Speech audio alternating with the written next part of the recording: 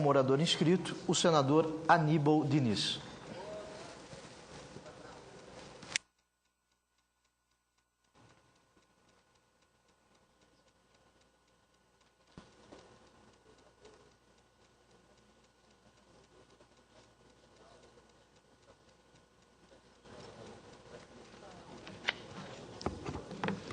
Senhor presidente,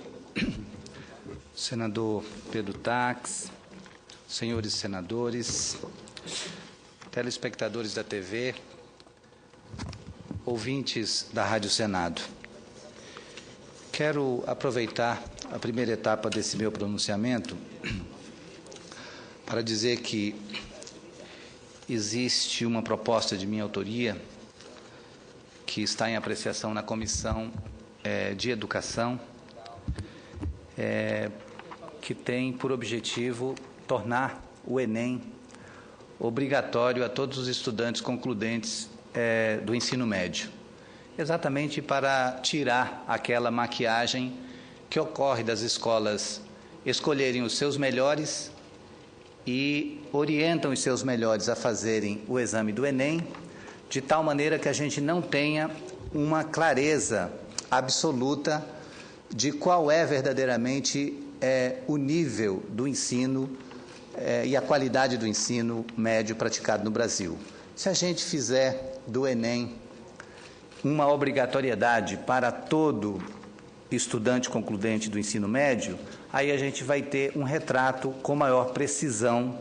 da qualidade do ensino do Brasil e acredito que seria uma contribuição importante do Senado e do Congresso Nacional se nós aprovássemos essa matéria. Ela certamente entrará em pauta na sessão de amanhã da Comissão de Educação e espero contar com o voto da maioria dos senadores para tê-la aprovada. Ao mesmo tempo, eu gostaria de trazer ao plenário que o secretário de Educação do Acre, secretário Daniel Zen, juntamente com a reitora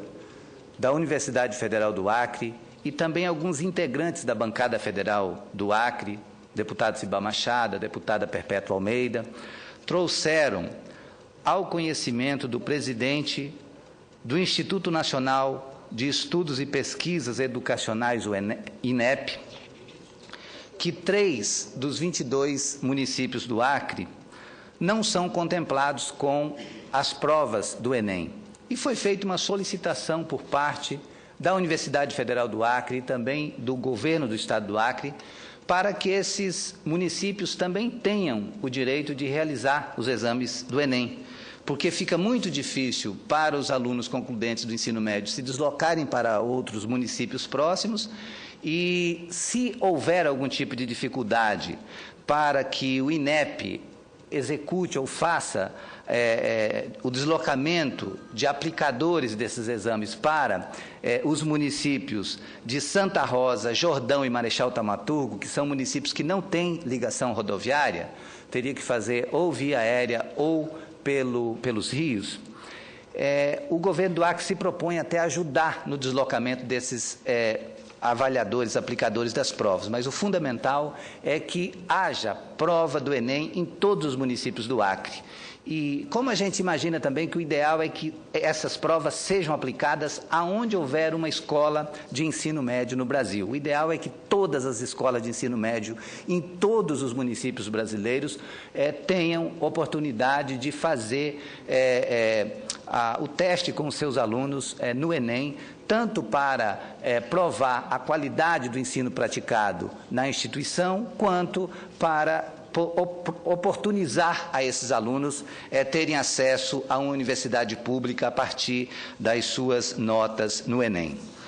E hoje à tarde eu tive uma conversa com o senhor Marcos Soares, que é chefe de gabinete do presidente do INEP, professor Luiz Cláudio Costa, e ele disse que esse tipo de pleito, na realidade, na medida do possível, está sendo atendido pelo INEP. E a gente fica na esperança de que os municípios de Santa Rosa, Jordão e Marechal Thaumaturgo, nos termos do que foi pedido pelo Governo do Estado do Acre, através da Secretaria de Estado de Educação e da Universidade Federal do Acre, também sejam atendidos com a realização das provas do Enem. E a gente vai ficar na expectativa de que as autoridades do MEC, principalmente do INEP, viabilizem o atendimento a esse pleito, que é justíssimo por parte dos alunos de ensino médio desses municípios. Mas gostaria também de aproveitar a sessão de hoje, senhor presidente, para registrar também o meu cumprimento ao presidente do Senado, senador José Sarney, pela oportunidade histórica que ele está nos oportunizando de voltarmos aqui no plenário, a partir desta semana, matérias que tratam da extinção ou da limitação do voto secreto nas decisões do Senado e da Câmara, inclusive para a perda de mandato parlamentar. Na prática, na próxima quarta-feira, depois de amanhã, dia 13, começaremos a votar a proposta de emenda à Constituição número 50, de 2006, de autoria do senador Paulo Paim. E temos ainda tramitando a PEC número 38, de 2004, e a PEC número 86, de 2007, do senador Álvaro Dias. Politicamente, na quarta-feira, este Senado deverá começar a votar iniciativas absolutamente sintonizadas com o atual momento da democracia no nosso país. As propostas que estabelecem o voto aberto do Legislativo sobre a perda de mandato de deputado ou de senador estão alinhadas com o desejo da sociedade brasileira, que reivindica mais transparência nas decisões do Senado Federal e também da Câmara Federal. Devemos estabelecer hoje 2 cenários para o voto. O voto secreto do eleitor é uma conquista do povo brasileiro. Como já sublinhou o nobre senador Pedro Simon dessa tribuna e outros senadores, como o senador Pedro Tax, senador Randolph e vários outros, o senador Cristóvão Buarque, hoje mesmo se manifestou a esse respeito, tenho a honra de me somar a cada uma dessas pessoas que estão fazendo essa defesa, porque o voto do eleitor realmente deve ser secreto para que ele possa votar sem pressão, sem possíveis ameaças à sua liberdade. O voto secreto do eleitor é um direito de votar, sem que outros saibam qual foi a sua escolha, a menos que ele próprio queira torná-la pública. No Brasil, o voto secreto do eleitor foi implantado pela primeira vez no pleito de 1925 do Centro Acadêmico 11 de Agosto, entidade que representa até hoje os estudantes da Faculdade de Direito da Universidade de São Paulo, a USP. Posteriormente, houve uma experiência em Minas Gerais, em 1929, em uma votação suplementar para vereador. E foi institucionalizado em 1932 pelo primeiro Colégio Eleitoral do Brasil. A votação secreta para o eleitor também tem o objetivo de proibir a compra de votos, garantindo a democracia total. No entanto, o voto de representantes públicos, no exercício da sua função, deve ter outra natureza. E vale ressaltar, a esse respeito do voto secreto do eleitor, que nós, lá no Acre, quando houve aquele combate frenético ao crime organizado, com a contribuição importante do senador Pedro Tax, que à época era procurador da República, uma das investigações e um dos crimes praticados era justamente o do aliciamento do voto a partir da captura dos títulos de eleitores. Havia uma prática de sequestro dos títulos de eleitores e de ameaça direta aos eleitores, porque havia ameaça no sentido de que nós sabemos aonde você vota, qual é a sua seção, e nós vamos saber se tem ou se não tem o voto para candidato A ou candidato B. Um dos crimes praticados que ficou amplamente conhecido naquele momento. Então, é mais do que justificável que o eleitor tenha o seu voto absolutamente secreto, porque é uma questão de segurança e de total liberdade para ele poder votar com suas convicções, com suas certezas e, ao mesmo tempo, se for de seu interesse, de sua intenção, tornar pública essa sua intenção, é um direito que lhe assiste. Mas o fundamental é que, para o eleitor comum, é lícito, é correto e é salutar para a democracia que ele tenha mantido o seu voto como secreto. Agora, para o eleito, realmente, o melhor é que ele preste conta aos seus eleitores sobre quais são as suas posições em cada um dos assuntos que são discutidos no Parlamento, seja aqui no Senado, seja lá na Câmara Federal. É importante que os eleitos prestem contas do seu voto. A Constituição estabelece o voto secreto nas seguintes deliberações: